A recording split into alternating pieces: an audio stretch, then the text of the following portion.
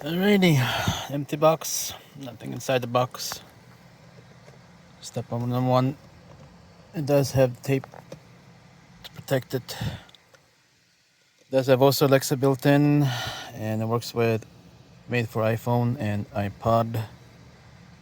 Spotify tap, it does have most likely for Apple and Android apps from Sony as well.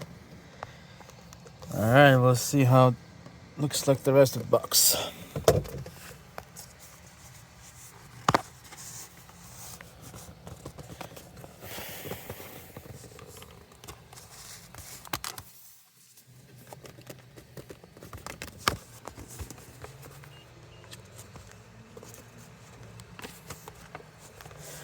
Alright, I'm gonna pause the video. It looks like it's just a regular box and see what's inside. I'll be back.